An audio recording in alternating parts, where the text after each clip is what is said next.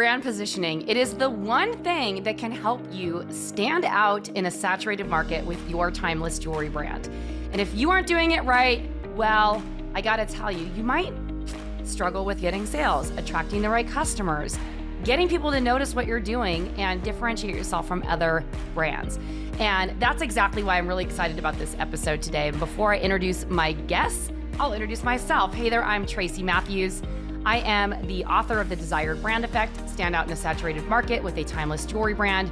I'm also the Chief Visionary Officer of Flourish and Thrive Academy, and I help jewelry designers and product makers stand out and grow their sales and scale to multiple six figures and beyond using our methodology called The Desired Brand Effect.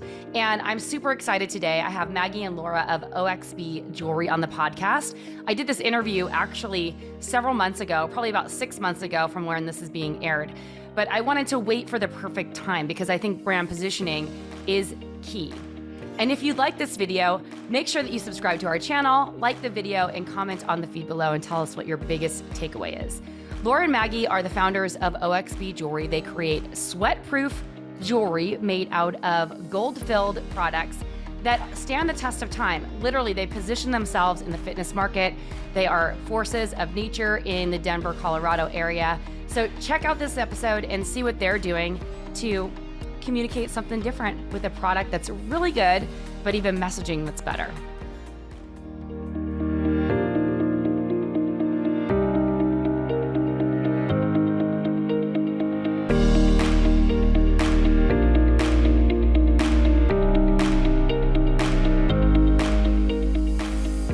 All right, I'm really excited to invite some special guests on the show today, Laura Treganowan and Maggie Kyle of OXB. Thanks for being here, ladies. Hi, thank you. Well, I was pitched you by a podcast PR person named Scout, and I worked with Scout last year for many months, and she booked me on a ton of shows. And I thought it was interesting. She was pitching you as sweat-proof jewelry. I've never heard jewelry described as that. So I'm like, I have to talk to these girls and find out like what sweat-proof jewelry is. But more than anything, like this is really a brand positioning thing. So I really want to talk about like how you're positioning your brand as a workout brand, because that's not really what jewelry designers typically do. So with that being said, I'm really curious just to start from the beginning. Like, how'd you guys meet? How'd you decide to start a jewelry company? Like, tell me everything. So my background is actually in metals and jewelry. I am like a classically trained metalsmith. I did an apprenticeship with a goldsmith for a while in Denver, which is where we're based. And I originally got my roots in the jewelry world through yoga, which is kind of like an interesting connection. But I met Laura in her spin class. She was a spin instructor for a long time. And that's where we decided that we needed to launch this brand. Awesome. So that was Maggie speaking, if you didn't know. And so Laura was a spin instructor. I'm going to mention that since there's two people speaking, just like make sure that, hey, this is Maggie or. Right. Hey, Laura. Yeah. Cool. Yep. So Laura, so when Maggie approached you about this, what were you thinking? We had worked together on a project for her other jewelry company prior to us starting OXB together. So we kind of knew that we could work together, but I really didn't have a lot of thoughts, but like, yes, let's do this going through my head. I had never thought about starting a jewelry company. And my background was in fitness, and then I did freelance like marketing and websites for a long time, but it's, you know, our two worlds collided and made a great partnership. So that was 3 years ago. That's awesome. Yeah. I'm really curious, like to dive into the business partnership thing, because a lot of people want to bring on a business partner, especially when they're more like the metalsmith creative person like Maggie is. But people know from personal experience, number one, it's really hard to find someone who will technically go into partnership with you. It's also like hard to work with someone else because you guys, I'm sure you have different opinions about things, how things should be done. So I'm curious, like, or maybe you're always in sync. I just no. So I'm curious to know, like, how do you balance business partnership and what are your roles in the company? So not to sound like everything is like peachy all the time, but we do have a really great, like respectful business relationship. And we know not every business partnership is like fortunate to have the like relationship that we have, but we started off not as friends, but have developed like a best friendship out of it. But I think we started off with like a real business like respect for each other, because I had worked on a project with Maggie and for her other companies. So it started off with like work first, and we're going to start this company first rather than like a friendship and feelings first. So I think it's evolved over that, but we do get along very well. But a lot of it has to do with that we don't really work on the same things. Like, of course, our business things we have to do together, but she is a creative and product genius, metalsmith, knows everything about jewelry, and then I work on the marketing and business side. So our like worlds cross, but they don't interfere. That's awesome. And I think that's really the best thing, is to know like what is your natural skill set and how can that balance out with someone with an opposite kind of skill set. Well, I think that does, sorry, go ahead. No, go ahead. What were we gonna say? Oh, I was just gonna say that makes for our duo working so well, like Laura was saying. I think there's just a baseline of respect that I have for Laura, because she does all these jobs that I don't want to do, could never do. Like, I'm really not tech savvy. I'm more machine savvy. And so it's really nice to have that support and partnership in someone who does like all of these jobs that I look at kind of with hard eyes. And I'm like, well, how do you do that? You know? Likewise. Yeah, I know. Are you doing a lot of the production still, Maggie? We do, personally, I'm not doing as much as I probably would like to be doing. We have a team of 3 women downstairs that do everything in-house. Oh, that's great. That's awesome. Yeah. And we trained them all. They all went to metalsmithing school. Actually, one has not gone yet, but we have sent them to actually learn like the basics of metalsmithing. So yeah, they're wonderful. Okay, so I know this is totally off like the topic of the podcast, but I know people are curious, like, how do you find these women to work for you? Because I know a lot of people want to actually get support in their manufacturing. And so a little background about me, I don't know what you know about me, but I used to have a jewelry company. I had 13 employees at one time. We did manufacturing in-house. And then when I moved to New York, we started outsourcing it to other factories because it was harder to find people to actually work for you. So we did some of the production in-house, some of it was outsourced. Right. And all the things. So like, how'd you find these people and train them? Well, we had to find them initially because sort of the line has evolved a lot, but initially it was a lot of just customizable pieces. So like simple gold bars that were, fully customizable. We launched with like our basic sayings and things like breathe or, something feel good or whatnot. But so we had a need to bring them in to make the products like pretty much because every order was customized. Oh, yeah. So we hired our first hire outside of Laura and I disastrously trying to do absolutely everything was in, I think, May of last year. So we have been growing and we've liked having the production team in-house. Especially because it does give us that flexibility like with our product. But to find them initially, we've honestly just put it on our social media. She's now our manager, actually knew Laura as well from her spin class. And I was super hesitant to hire her, and she's like the best thing that's ever happened to me. But I was super hesitant to hire her because she was like just such a fan of Laura's. And I'm like, is she gonna be able to like, be coachable on this end? And she's been wonderful.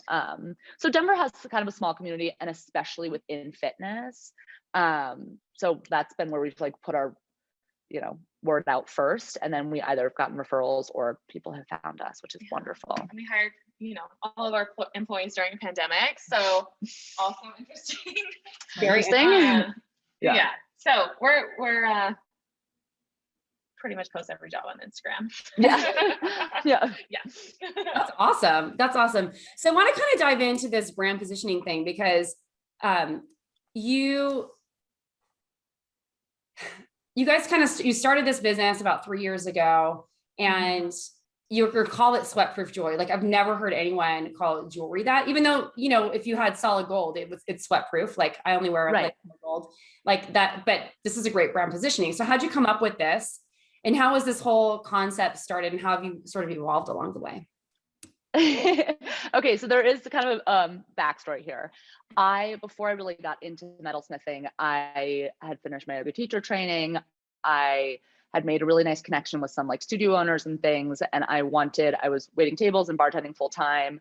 I wanted to make a piece of jewelry that was, I was going through like, the personal hard time you go through in your mid-20s. Yeah. And I wanted to make something that was like sentimental to me. I've never been like a mala bead wearer. People have interesting positions on that, but that was sort of a nod to like my self-care yoga practice.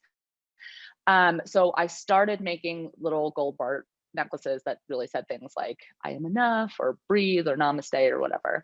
And I had a nice community of my yoga friends, and we came up with some cute sayings and things to put on them. And then my friends sold them in their studios. And they were all made out of gold fill, and it was all just cold connection. So, I actually grew up making jewelry with my mom, which is kind of awesome, but story for another day. And so I was pretty good with like pliers and things like that. So it was all cold connection, stamping, super simple. I ran it out of my parents' laundry room. And then I kind of like through a random yoga class, got into Core Power Yoga. And they are a nationwide company. They have yoga classes. Yeah, their classes are awesome. I had never heard of them at the time. I had just moved to Denver, and I went into a class, and I was like, hey, like I, would love to talk to your retail manager. I didn't even know if that was the name of it. And she's like, okay, I'll put you in contact. I emailed her. She had me into their office, which ended up being like a big office. I walked in with a cigar box, like full of trinkets, basically. Like I kind of like can't think of it now, but so I pitched it to her, and she was like, great, we have 117 studios. Come October, can you like ship out to these, whatever? And so I was like, yes. I stopped serving and bartending, switched to this full time, and worked with Core Power like pretty closely for 2 years, and then decided I really wanted to learn like the art of metalsmithing. So that's when I got more into like goldsmithing and lost wax casting and that. So that was the backstory of that. I moved my line, which is also called OXB, over to like a completely fashion-based line. It does not hold any roots in the fitness world, but I kind of missed it. Like the fitness, I've always been self-employed, so outside of restaurants, but as a jewelry owner, I've always been self-employed, and I missed my community that I had made through like the fitness community. And I had thought about bringing it back. I sort of hate selling things, so I was like, I'd have to find the right person to do it with. And then I had a really bad injury, and I started taking Laura's spin classes, and that's when I met her. And I like remember telling my partner at the time, I was like, I think I maybe met the person. He's like, well, you've been talking about this for a year, and he's like, oh, you also only met me a year ago, like, but so yeah, I basically like business proposed to Laura, and I was like, I really want to bring this back. Like I'm a huge fan of gold jewelry. Solid gold jewelry is obviously awesome. It is expensive, and it's out of some people's price range. Mm-hmm. And while I do believe there's definitely space for like saving all your pennies and like saving up for the gold jewelry, I do want there to be space for people to wear something that means a lot to them or is like sentimental, and it doesn't totally break the bank, but because they're buying this thing that's sentimental, I don't want it to be garbage in a few wears, Yeah. So that's not to call like, other jewelry garbage, but yeah, I didn't mean to. No, well, silver tarnishes. I mean, that's just what happens. People have a high pH. Yeah. I mean, I used to design gold vermeil jewelry, and I loved it because I particularly wasn't a fan of gold plated, but it would, for certain people, would turn like black in a couple of days. Like because and I do that too. Yeah. In my other jewelry line. And I would never wear my rings to exercise. So like, I'm going to take them off. Right. Yeah. So yes, gold fill jewelry obviously is like, it does also have a lifespan. It's usually between like 10 and 30 years, depending on how you care for it and whatnot. But the manufacturing process of the actual raw materials is meant to be really durable and withstand daily wear. And, Laura has her grandmother's chain from almost 80 years ago, and it's stunning. It's gold filled. It's gold filled. Sorry, that was why I brought that up. It's gold filled. Yeah. Yeah. So when we met each other, we started this business, brand positioning. Yes. We were like immersed. I was fully immersed in the fitness industry. Maggie was her community that she existed in. And so we designed this product and this business specifically for the fitness community. So it's like the community came first and the product came second due to Maggie's knowledge, or they kind of like coincided together. We didn't start a jewelry company wondering who our customer was. we knew who our customer was and we worked from that. Yeah, that's awesome. So how are you kind of like getting the word out to the fitness community about the jewelry? Yeah, initially, the studio that I taught at really embraced us first, and kind of the people that we knew in the fitness world embraced us first. And then at early pandemic, we started building an ambassador team. Cool. Because we were selling in fitness studios prior to the pandemic, we lost all of that business kind of overnight as fitness studios shut down.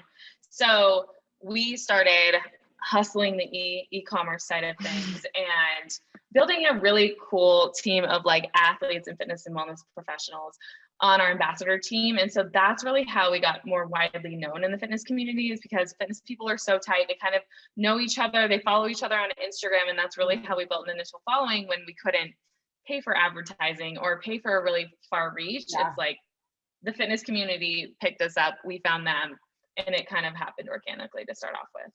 Okay, so I love that. Like, we're having an event next week. The event will be far from over by the time this podcast interviews, but we're teaching ambassador program. So I'm curious, like, how did you guys like build that like group of ambassadors or affiliates? I don't know. Do you pay them a commission, or is it just people promoting for you, or how does it work? We always wanted to build an ambassador team that felt good to us, the people that we wanted to like know directly, that are like really going for it in their community. It started off as just people we knew in Denver. So we had close relationships with people that we knew here. And then we grew it outside of that. And yes, we do have different levels of ambassadors. Some just, promote OXB and trade for jewelry. Some do it for commission on the affiliate side. Our team is about 60 men and women right now.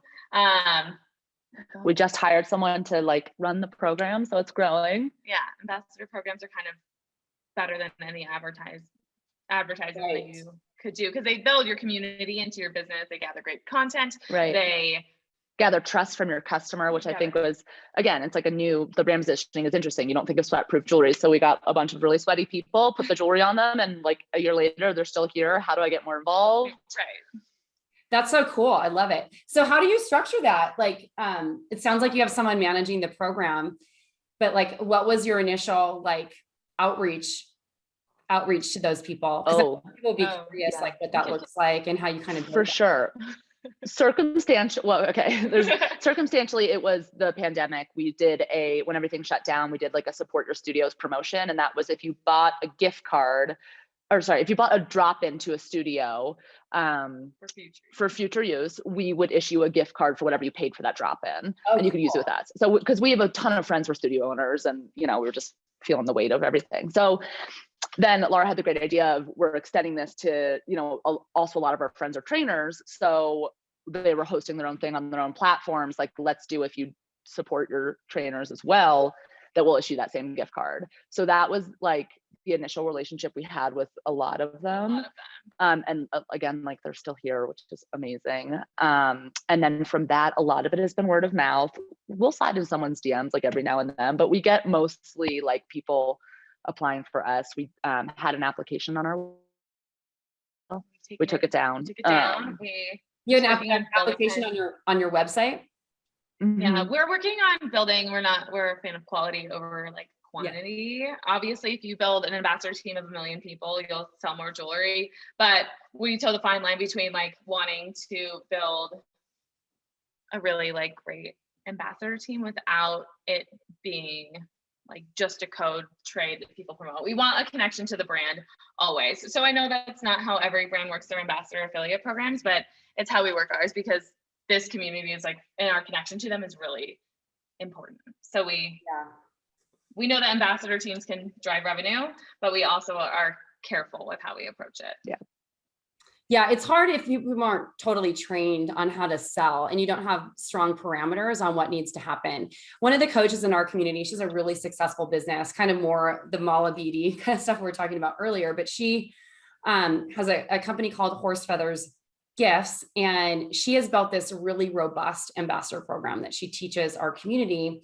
And the way that she's positioned it is like, you have to be a customer first. You have to act as if you're an ambassador before you are approved for the ambassador program. And then there's like strict parameters on like how much they have to post, like what that posting schedule looks like, the incentives that they get for, and then the tiers, right? So like if they refer X amount of people, then, or X amount of sales, and they get this amount of commission or this amount of credits towards jewelry, whatever the arrangement. Totally. So super cool. I like that. That was like a really good idea. I think that you guys really thought out of the box, like on how to, we had so many amazing success stories of people who really recouped their sales during COVID. And there's a significant difference between the people who leaned in versus those that were like, oh, my company's over kind of thing. And this is a great strat. I'm just giving you guys a compliment. Great strategy. Thank you. Yeah, thanks. Thank you. Yeah. So my next question actually was going to be like, how'd you pivot? But you just answered that, is that you went and created this program. So what are some of the other ways that you market your brand to like get outreach out there? You mentioned, do you do any advertising now or no? Yeah, we do Facebook ads, email list, organic. We don't do any Google yet. That's kind of it. We're in Free People, which has been amazing for our brand search. Awesome. We've done sort of a partnership with moving more towards like Free People movement, which is like their workout line. So that's awesome. And how, like, what do you think is the most effective strategy that you're using for digital marketing besides the ambassadors? Besides the ambassadors, email list, I think, is the most effective digital marketing strategy, kind of always and forever. Yeah. I think having a database of the customer data that they are willingly give you and want to be marketed to is the most valuable tool like any business can have. Email marketing. How often are you email marketing, and like what's your strategy for that? We send, there's kind of two things happening. We send everyone through a flow depending on how they've interacted with the business. So if you've purchased something, you get a certain flow post-purchase. If you've bought something once, you get a certain thank you card. If you've bought something more than once, you get another thank you card. So there's all these automatic flows depending on if you've purchased something, no matter how many times. If you've just visited our website, you get sent through a flow. And abandoned cards and all of that. And then we send like 2 to 3 campaigns per week. That are usually that's good. That's a lot. Focused, and there's like a once a month newsletter. So we're starting to beef up the content right now. So we're going to send a lot of newsletters out, like 6 a month, kind of highlighting different ambassadors in different parts of our business and our new retail store that we're sitting in. Easy. So yeah, that's kind of the email strategy. That's so cool. So if you had to give like a designer or maker who's listening to this show, who wants to kind of really like angle their positioning in a niche, like, because that's kind of what you guys have done. Like, what would be your best piece of advice? You can each answer that yourself. It's so hard, and I can't imagine knowing a lot about the jewelry world before we got into it. I think it can be so overwhelming. No matter what market you're in, you can always find everyone else that can feel like you're gonna drown in it or not shine. So I think my piece of advice from like a marketing perspective, like the less you know, the better, and kind of just like stay in your lane, and whatever niche you have, whether you think it's weird or where you think it's cool, just kind of go for it. What do you, from a maker perspective?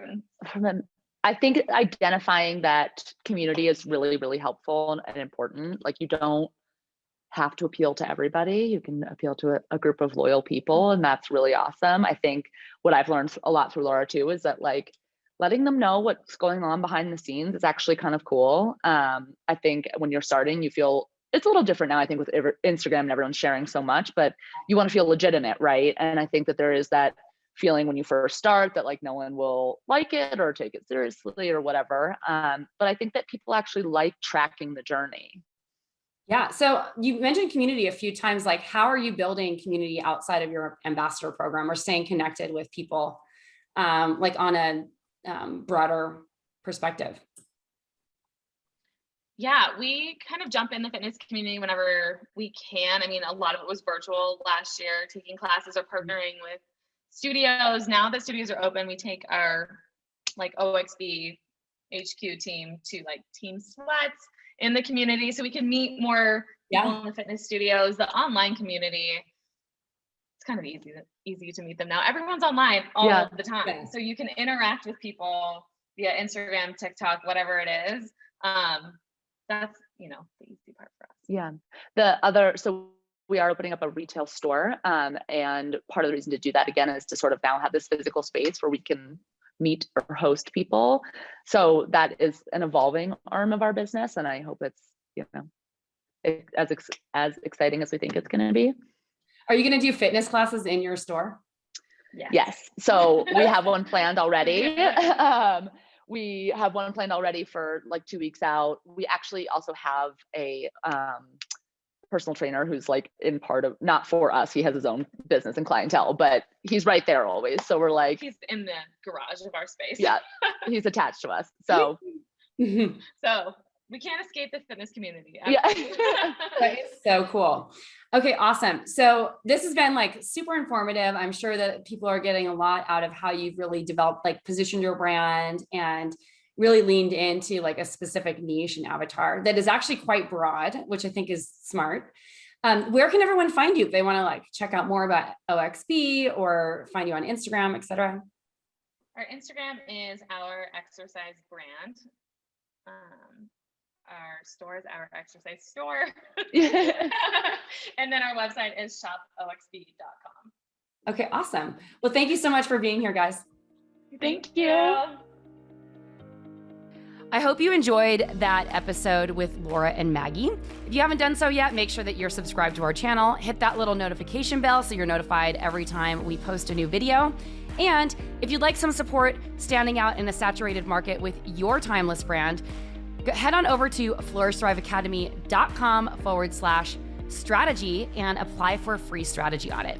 These strategy audits are ideal for someone who is looking for outside eyes on their business and you'd like some support from me and my team, and you're ready to get help now and invest in your business for growth and impact and a lot of financial security and all the things in the new year. So that sounds good to you? Head on over to flourishthriveacademy.com/strategy and check out what the strategy audit is all about.